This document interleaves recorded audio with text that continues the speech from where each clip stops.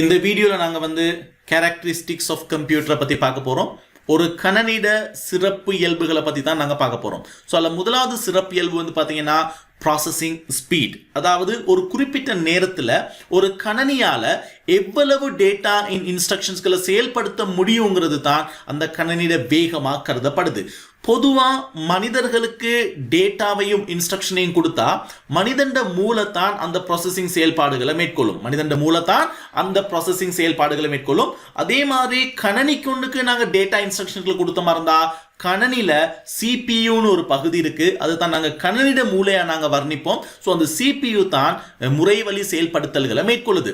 அப்ப ஒரு குறிப்பிட்ட நேரத்தில் எடுக்கோலா நாங்கள் ஒரு செகண்ட் எடுத்துக்கிட்ட மாதிரி இருந்தா அந்த குறிப்பிட்ட செகண்ட்ல அந்த சிபியூவால அல்லது மூளையால எவ்வளவு கட்டளைகளை செயல்படுத்தலாங்கிறது தான் பாத்தீங்கன்னா வேகமாக கருதப்படுது. ஸோ இதை இலகுவா அளக்கிறதுக்காக ஒரு அலகு பயன்படுத்தப்படுது.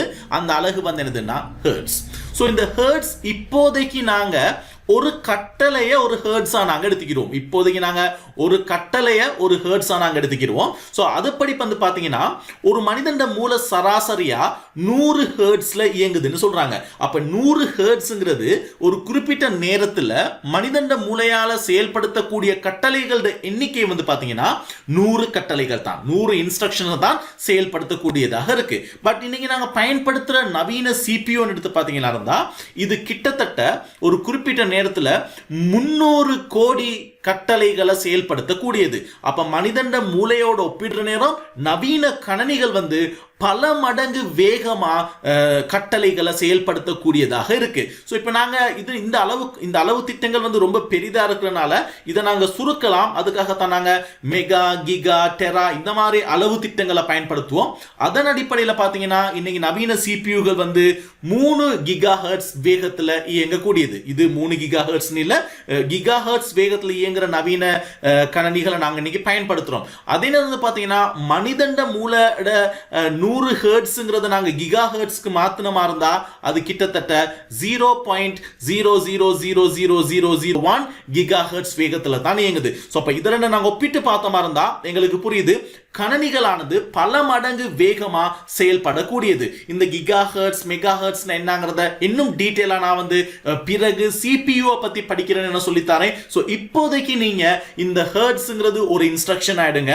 சோ இந்த கிகா ஹெர்ட்ஸ்ங்கிறது 10 to the power, அது நாங்க பிறகு கொஞ்சம் டீடைலா பார்ப்போம். சோ அப்போ உங்களுக்கு தெளிவா விளங்கும். அப்ப நவீன கணனிகளோட வேகம் கிகா ஹெர்ட்ஸ்ங்கிற அலகு முறைகளை பயன்படுத்தி என்ன செய்யப்படுதுன்னா அளக்கப்படுது. சோ ஒரு கணனிட ப்ராசஸிங் ஸ்பீடுங்கிறது தான் பிரதானமான ஒரு சிறப்பியல்பா நாங்க என்ன செய்ய முடியும்னா கருத முடியும். அதே மாதிரி இரண்டாவது ஒரு முக்கியமான சிறப்பியல்பு பாத்தீங்கன்னா ஸ்டோரேஜ் பவர். ஸ்டோரேஜ்ங்கிறது எனக்கு தரவுகளை சேமிச்சு வைக்கக்கூடிய வசதிகள் இருக்கணும். பொதுவா கணனிலேயே நாங்க தரவுகளை சேமிச்சு வைக்கலாம்.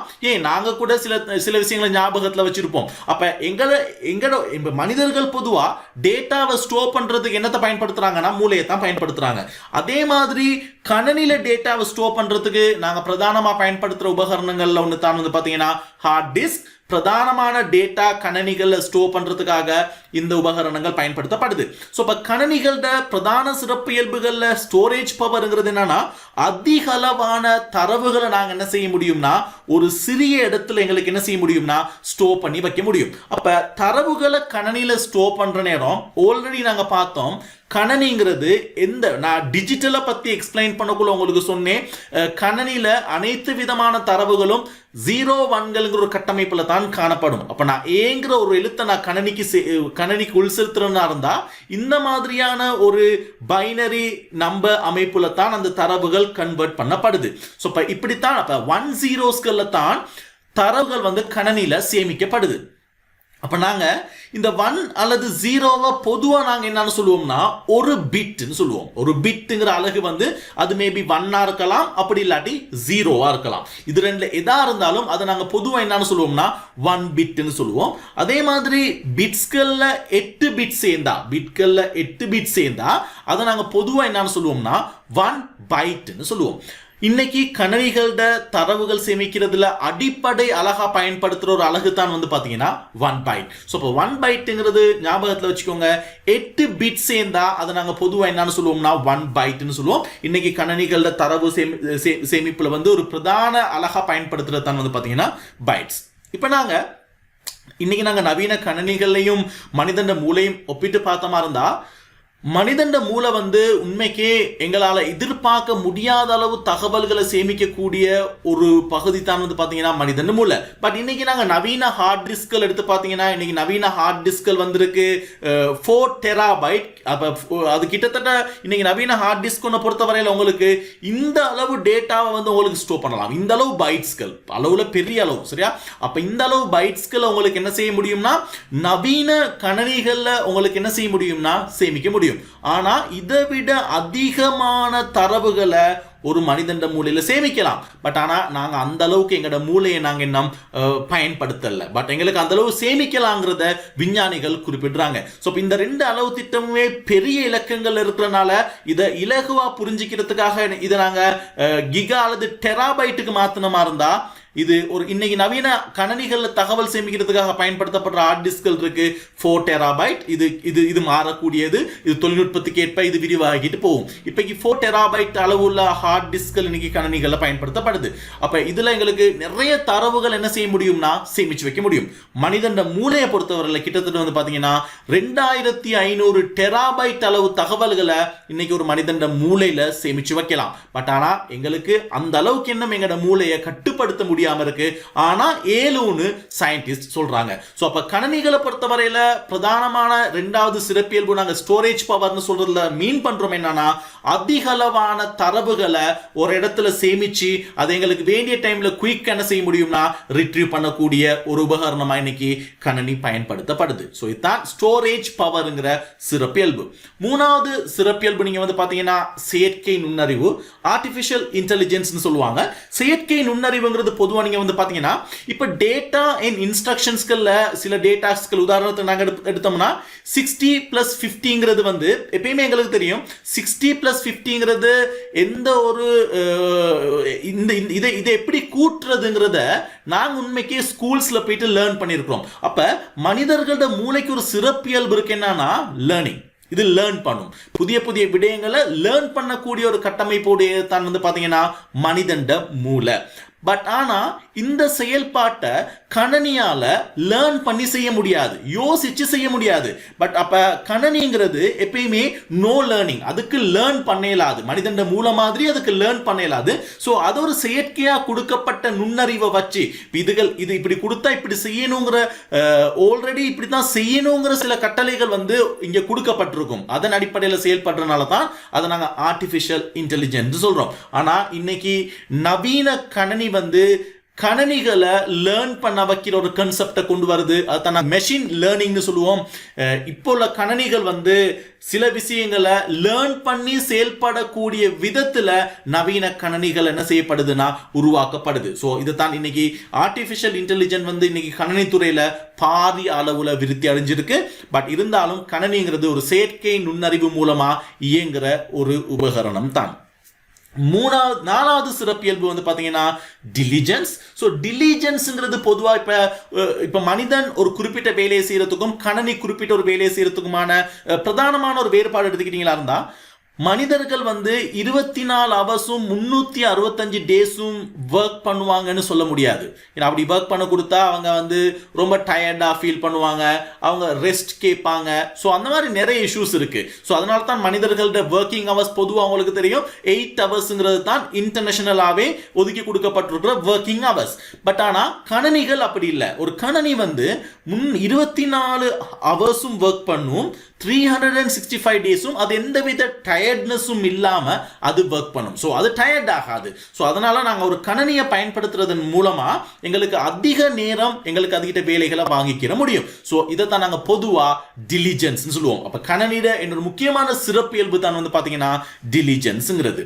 அடுத்து அஞ்சாவது சிறப்பியல்பு நாங்க எடுத்துக்கிட்ட மாதிரி இருந்தா அது எக்யூரசி. எக்யூரசிங்கிறது வந்து பாத்தீங்கன்னா சரியாக துல்லியமாக எந்தவித பிழைகளும் இல்லாம இதைத்தான் நாங்க எக்யூரசின்னு சொல்லுவோம். இப்ப உதாரணத்துக்கு நீங்க வந்து பாத்தீங்கன்னா இப்ப ஒரு சின்ன கணக்கு ஒன்று இப்ப நான் ஒரு கணக்கு ஒன்று கொடுக்குறேன் 6 multiple by 4 plus 6 minus 4 divide by 2ங்கிறது. ஸோ இந்த கணக்கை மனிதண்ட மூளைக்கு கொடுத்தா எங்களுக்கும் செய்யலாம், ப்ராப்ளம் இல்லை. இதே கணக்கை நாங்கள் சிபியுக்கு கொடுத்தா சிபியும் செய்ய போகுது. பட் ஆனால் மனிதர்கள் வந்து சில வேளை பிழைகள் விடலாம். ஸோ இவர் தவறி இல்லை ஏதாவது ஒரு சைனை மாற்றி செஞ்சாருன்னா இருந்தால் 23ங்கிற ஆன்சரை ஒரு மனிதன் சொல்றாரு. அது வந்து எக்யூரசி இல்லை. இந்த கொடுத்த கணக்குக்கு இது எக்யூரசி இல்லை. ஏன்னா பொட்மாஸ் விதிகளை பயன்படுத்தி இது செஞ்சிருந்தா 23ங்கிற ஆன்சர் வரையலாது. பட் ஆனால் சிபியு அல்லது கம்ப்யூட்டர் கொடுக்குற ஆன்சர் எக்யூரேட்டான ஆன்சராக இருக்கும். அதுதான் நாங்கள் எக்யூரசின்னு சொல்லுவோம். ஏன்னா மனிதர்கள் பிழைகள் விடலாம்.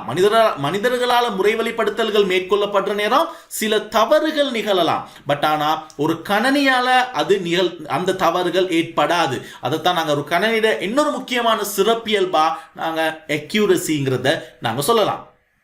அடுத்தது வந்து பாத்தீங்கன்னா ரிலையபிலிட்டி. இது நாங்க நம்பகத்தன்மை அப்படின்னு சொல்லுவோம். இந்த ரிலையபிலிட்டிங்கிறது இன்னொரு எக்யூரசியோட பேஸ் பண்ணி நாங்க இதுக்கு பார்த்த துல்லியம் அல்லது எக்யூரசியோட பேஸ் பண்ணி வரது தான் ரிலையபிலிட்டி. இப்போ நான் சொன்ன மாதிரியே இப்படி ஒரு கணக்கை ஒரு மனிதன் மூளைக்கிட்ட நாங்க ஒருத்தர்கிட்ட ஒவ்வொரு டைம்ல இந்த கணக்கு கொடுத்தோம்னா, இப்போ மார்னிங்ல இந்த கணக்கு கொடுக்குறேன், அவர் மேபி ஆன்சர் சொல்லுவாரு 23. ஸோ திருப்பி நான் பகலாக கொடுக்குறேன், அவர் ஆன்சர் சொல்றாரு 48. என்ன கொஞ்சம் டிலே ஆகி கொடுக்குறவரும் 13ங்கிறாரு. ஏன்னா அவர் அந்த பொட்மாஸ் ரூல்ஸ்கள் ஏதாவது மாற்றி ஒவ்வொரு டைம்ல ஒரே கணக்குக்கு வேறுபட்ட ஆன்சர்களை கொடுக்குறாரு. ஸோ அப்போ அவர் ஆன்சர் வந்து ஒரு ரிலையபிளான ஆன்சர் இல்லை.